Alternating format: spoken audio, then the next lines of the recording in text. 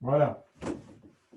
Donc, maintenant, notre objectif, hein, d'ici la fin de l'heure, c'est de dériver le théorème central limite ou le théorème de la limite centrale ou, si vous voulez, la loi des grands nombres.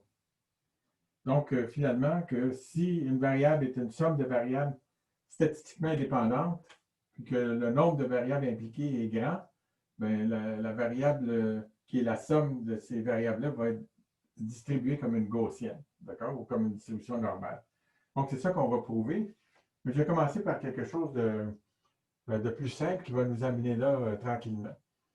Donc, alors, regardons la marche aléatoire. Et puis, on retourne à notre probabilité petit p d'aller à droite. Et puis, q, donc, qui est égal à 1 moins p, d'aller à gauche. Puis, cette variable aléatoire-là, je vais l'appeler S. D'accord? Et puis, je vais dire que S prend la valeur 1 avec probabilité P, et puis la valeur 0 avec probabilité Q. D'accord? Donc, la valeur moyenne de S, c'est égal à quoi?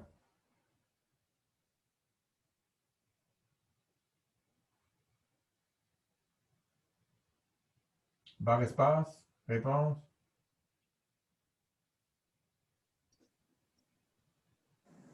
Ça va être 50%.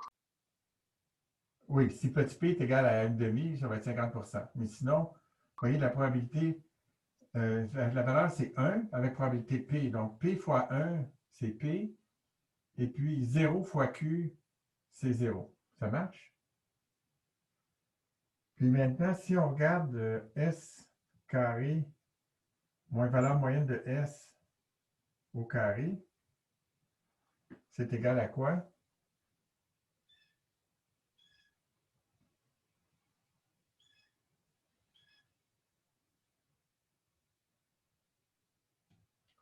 Donc, 1 au carré fois P, ça donne P.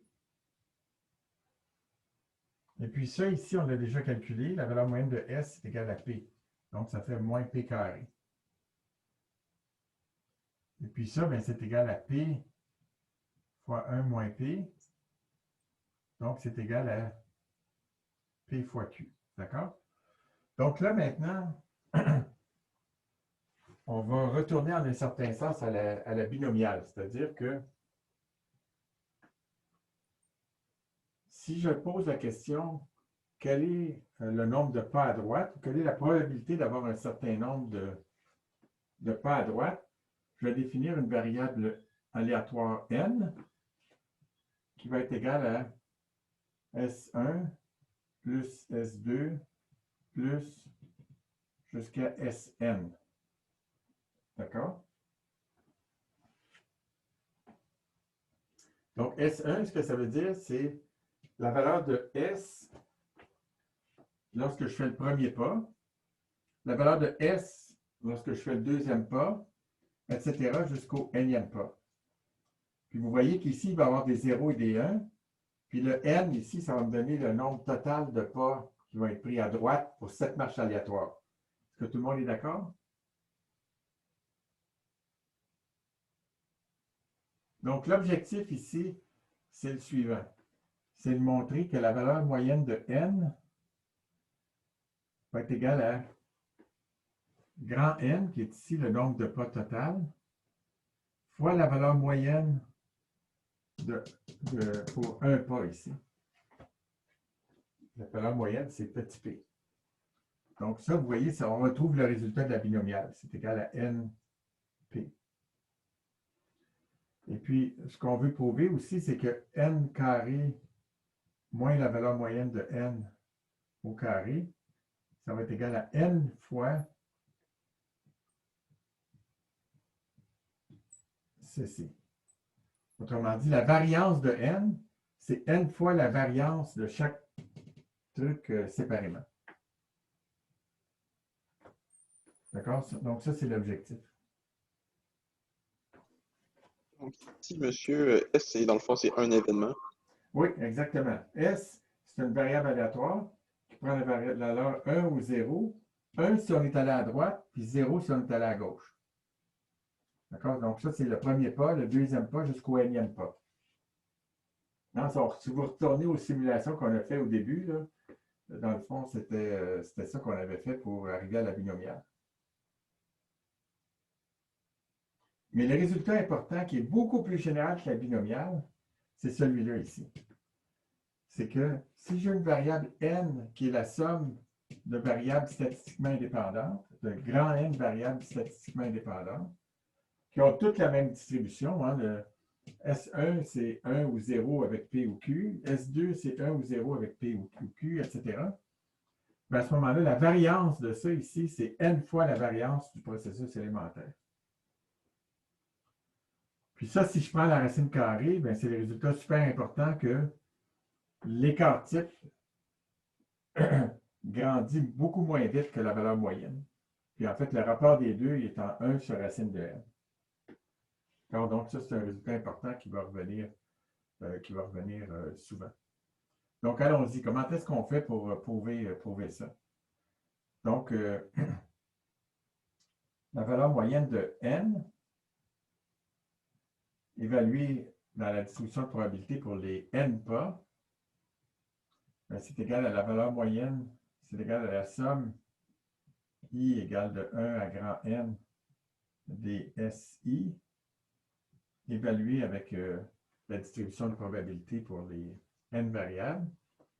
Et puis, ça va être égal à la somme i égale de 1 à n de la valeur moyenne de SI, évaluée pour un pas, n'importe lequel. Tous les pas sont identiques.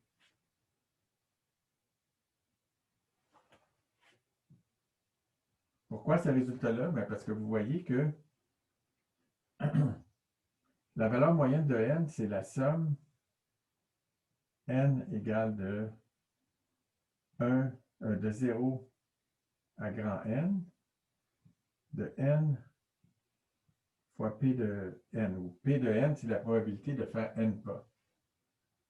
Mais chaque pas est statistiquement indépendant ici. Donc, la probabilité de faire n pas, ben, c'est égal à quoi? C'est la probabilité d'avoir S1 au pas numéro 1, S2 au pas numéro 2, jusqu'à Sn au pas numéro n, fois une fonction delta de n, S1 plus jusqu'à Sn. Donc ça, c'est un delta de Kronecker. Avez-vous déjà vu ça, le delta de Kronecker? Ouais, on a déjà vu ça. Hein? Donc, c'est une fonction qui vaut 1 lorsque n est égal à cette somme-là, puis qui vaut 0 autrement. D'accord?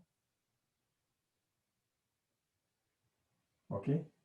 Donc, vous êtes d'accord que ça, cette quantité-là ici, là, je vais la mettre l'entourer en bleu.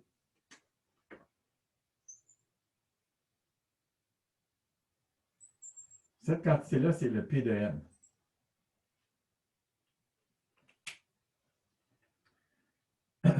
Maintenant, ici, comme j'ai une somme sur n égale de 0 à grand N, bien, la somme, je peux la faire facilement à cause de cette fonction-là ici. Parce que n, il apparaît juste à deux places. Il apparaît ici, puis il apparaît là. Puis tout ce que ça me dit, c'est qu'il faut que je remplace le n qui est là par S1 plus S2 plus S3, etc. jusqu'à Sn. Donc le n qui est là, je peux le remplacer par S1 plus S2 jusqu'à Sn. Et puis enlever finalement enlever la fonction delta.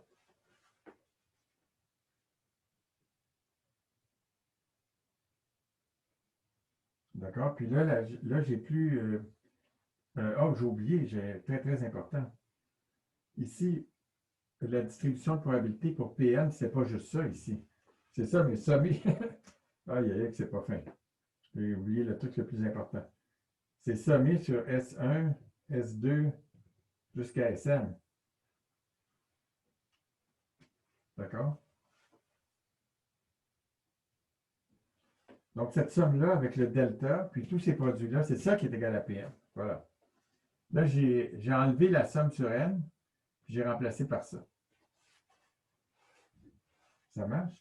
Mais là, vous voyez ce qui arrive. Prenons le premier terme ici, S1.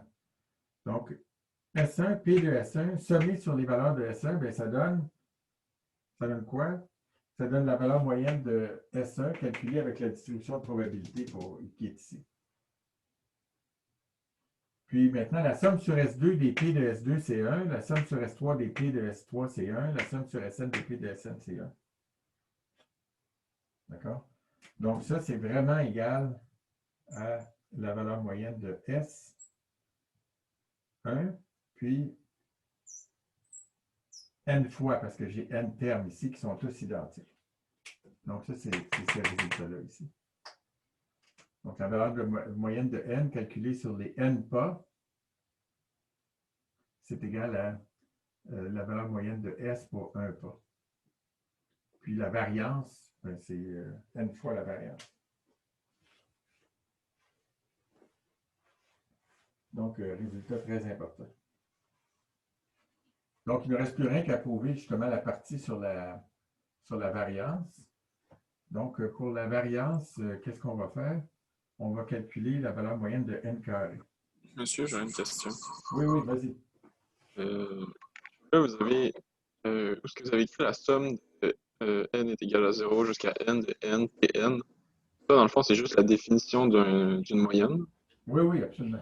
Et ça fait que là, ce que vous venez d'effacer, euh, euh, parce que j'ai comme l'impression que j'ai pas compris. Est-ce que ça suivait tout ou bien vous êtes juste reparti d'un autre résultat de la définition puis vous avez genre appliqué ça à la somme qu'on avait tantôt? Ce que j'ai fait, en fait, c'est que je me trouve à avoir posé que P de n, ça c'est une erreur, j'avais oublié cette somme-là ici. C'est la somme de S1 égale 0 ou 1, S2 égale 0 ou 1, jusqu'à Sn égale 0 ou 1, de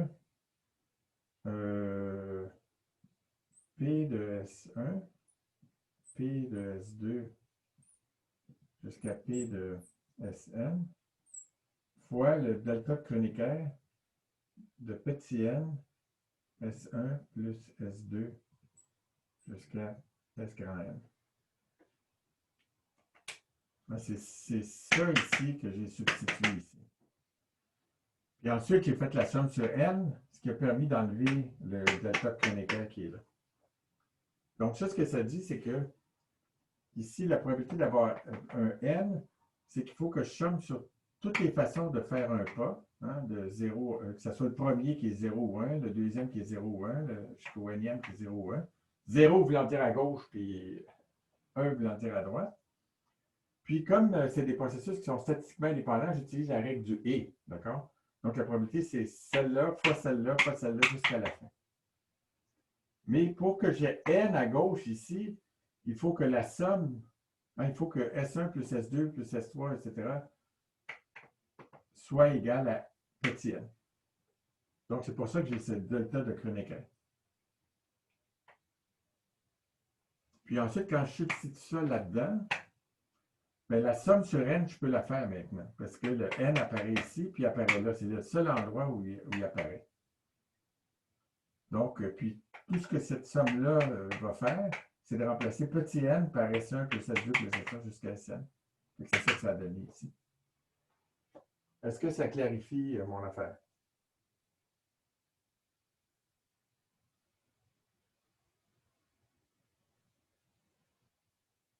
Est-ce qu'il y a encore des questions? Arrêtez-moi si ça ne marche pas parce que je m'en vais plus loin. Là, je suis en train de faire ça ici. Là.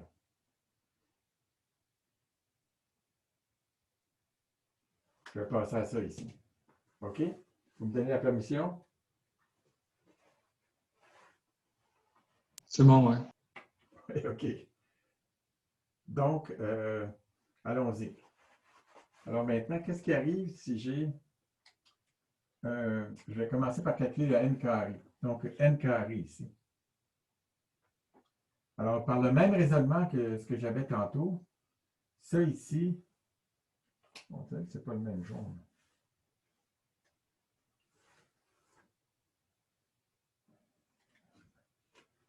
Donc, par le même raisonnement, j'ai S carré ici. D'accord?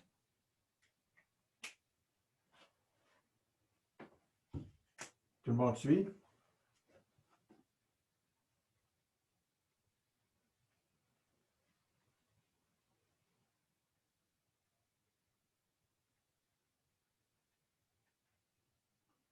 Alors, quand je mets ça au carré ici, je vais avoir pas mal de termes. Hein? Mais je vais avoir, parmi les termes, hein, je vais avoir des termes qui vont être S1 carré, S2 carré, Sn carré, etc. D'accord?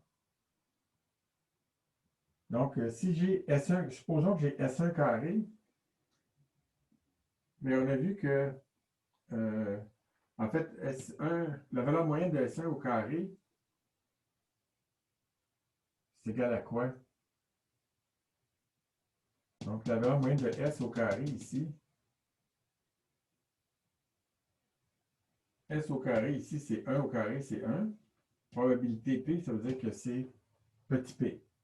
Ah, puis ici, j'ai le 0. Puis je vais avoir combien de termes qui vont être identiques? Vous voyez, quand je prends le S1 au carré, toutes les autres sommes ici, ça va me donner 1. Donc, j'ai n fois la valeur moyenne de S au carré, donc j'ai np. Ça, c'est un des termes, d'accord? C'est-à-dire que le terme qui vient de ça au carré, plus ça au carré, plus ça au carré, etc. Ça vient n fois. Maintenant, supposons que j'ai des termes, je vais avoir des termes croisés. Hein? Par exemple, S1 fois S2. Donc, la moyenne de S1 fois S2, ça va être égal à quoi? Hein, si je regarde, si vous prenez S1, S2, P de S1, P de S2, jusqu'à P de Sn, puis vous sommez S1, S2. Qu'est-ce qui va arriver? Ben, ça va être la même chose avec un S, vu que toutes les. Juste avec S1, vu que toutes les S sont pareilles, non? Oui, oui. Donc, le P de S1 va être pareil, puis le P de S2, ben, ça va donner la valeur moyenne de S1, puis la valeur moyenne de S2. Hein, puis le somme sur S3, etc., ça disparaît. Tout le monde suit ça? Bon. Puis quand je vais regarder S1 avec S4, ben, ça va me donner la moyenne de S1 avec la moyenne de S4, mais ils sont tous identiques, ces termes-là. Là. Je veux dire, la valeur moyenne de S1 fois la valeur moyenne de S2, c'est égal à la valeur moyenne de S1 fois la valeur moyenne de S3, etc. Donc, les termes croisés, qu'est-ce qu'ils vont me donner, les termes croisés? Les termes croisés, ils vont me donner plus la valeur moyenne de S au carré. Mais la question ici, c'est combien de fois? Hmm? Combien de termes croisés vais-je avoir?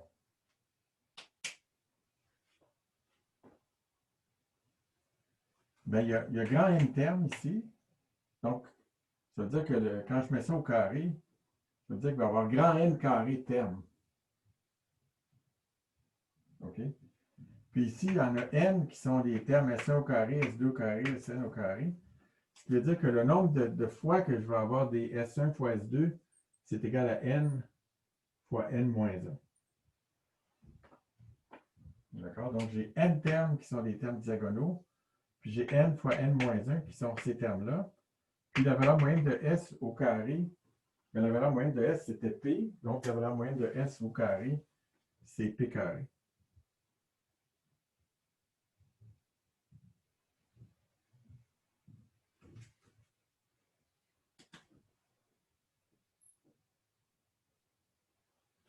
Ou une autre façon d'écrire ça, hein, juste pour qu'on se rappelle d'où ça vient, Ça, c'est égal à n fois la valeur moyenne de S, plus n fois n moins 1 fois la valeur moyenne de S au carré.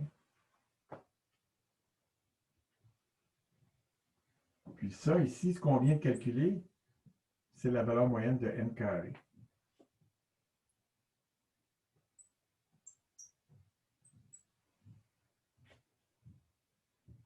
Alors maintenant, si je prends la valeur moyenne de n carré, moins la valeur moyenne de n, le tout au carré, ça c'est la variance. Bien, vous voyez que c'est égal à ça, moins ce que j'avais calculé au départ, qui était n,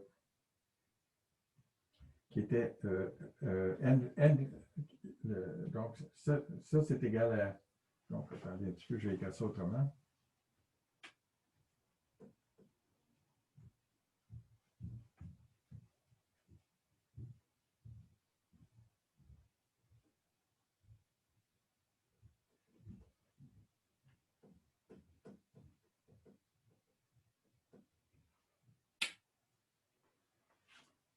Donc, n carré, moins la valeur moyenne de n au carré, c'est égal à ça, moins la valeur moyenne de n au carré, c'était égal, n, c'était égal à n fois la valeur moyenne de s. Le tout au carré. Donc, qu'est-ce qui arrive ici? Ce qui arrive, c'est qu'il va y avoir des simplifications. Donc, je manque de crayon.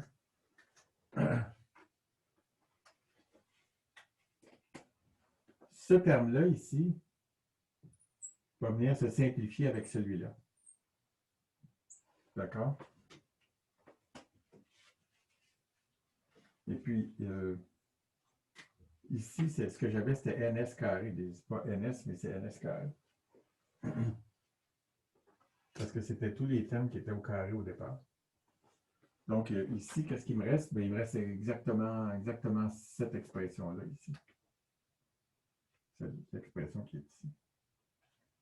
Ça, c'était évalué avec la distribution de probabilité pour un pas. Ce terme-là, excusez, j'ai écrit la valeur moyenne de S, mais c'est la valeur moyenne de S au carré, parce que ça venait de S1 carré, S2 carré, etc., qui était là n fois.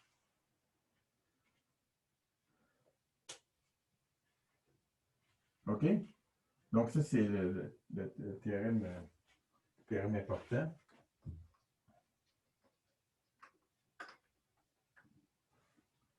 Maintenant, je vais vous laisser discuter la question suivante, qui est aussi... quelle heure est-il?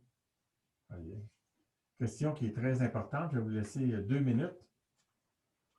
Alors maintenant, si plutôt que de calculer la valeur moyenne de...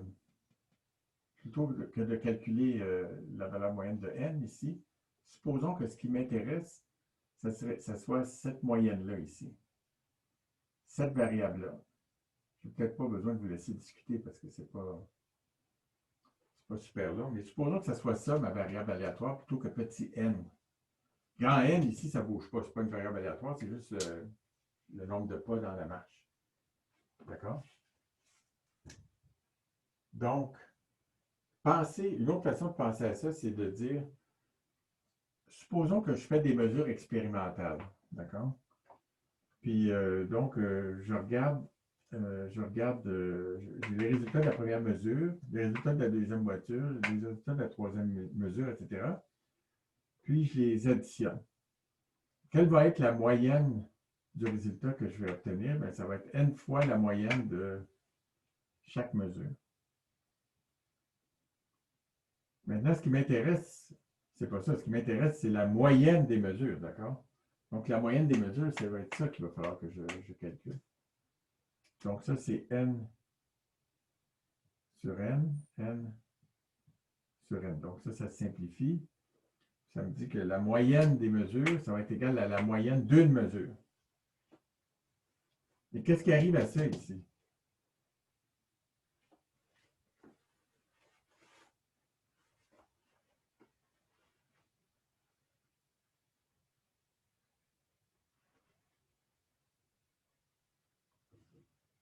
J'attends vos suggestions.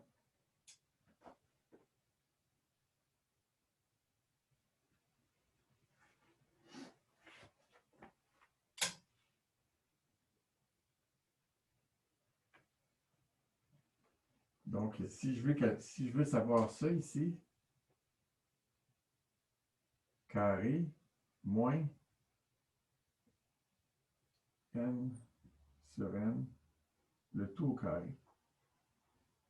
Ça va être égal à quoi par rapport à la variance de chaque mesure?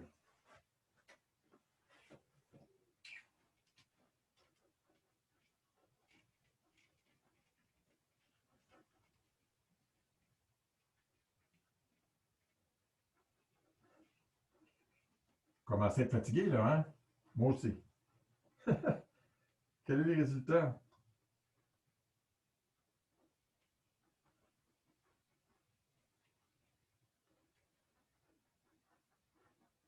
C'est trop facile, fait que vous êtes gêné.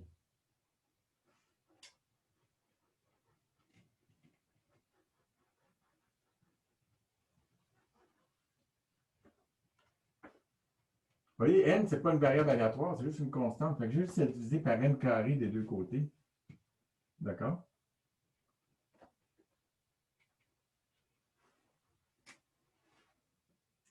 Donc, n carré, n carré, n carré.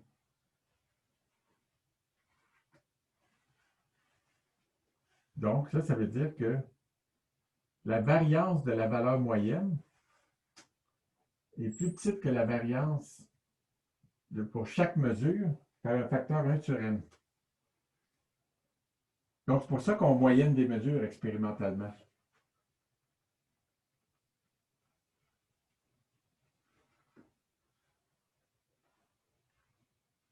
Ça va? Donc, ça, c'est super important, là. L'erreur sur la moyenne est plus petite que l'erreur sur chaque mesure.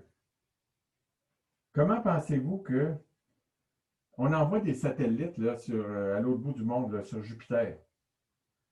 Des petites affaires qui sont parties il y a des années, avec des vieux ordinateurs, des sources de puissance qui ne sont pas très grandes, puis on va envoyer ça sur des millions de kilomètres.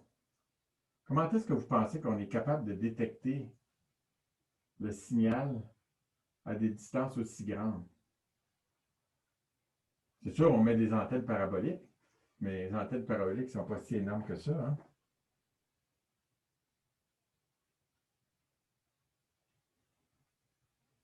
On envoie ça, c'est des ondes radio, mais des ondes radio, il y a plein de bruit relié aux ondes radio. Le Soleil, il en émet des ondes radio. Les planètes, même s'il n'y a pas d'émetteurs radio sur les planètes, il y a quand même des sources lumineuses, puis les sources ne sont pas parfaites, puis il y a des ondes radio aussi. Comment est-ce qu'on fait pour avoir le signal qui vient du satellite? On va faire comme une moyenne des. C'est ça. Bonsoir. On renvoie le même signal plein de fois, d'accord? Je ne sais pas comment est-ce qu'ils le font en pratique, là. Combien de fois? Mais mettons, évidemment, on a des signaux dans les gigahertz ici, fait qu'on peut se permettre de les renvoyer 1000 ou 1 million de fois. Puis même si le signal a plein de bruit, le satellite, lui, envoie toujours le même signal. 1000 fois ou 1 million de fois. Ce qui fait que si on fait ça ici, ben, la variance, le signal moyen, donc ici, il faut que je divise par n.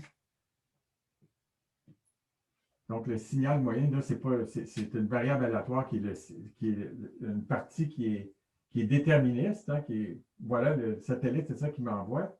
Là, il y a un paquet de bruit. Fait que la valeur moyenne du bruit, ça va être 0, si je moyenne suffisamment longtemps. Puis, la variance aussi va diminuer. D'accord?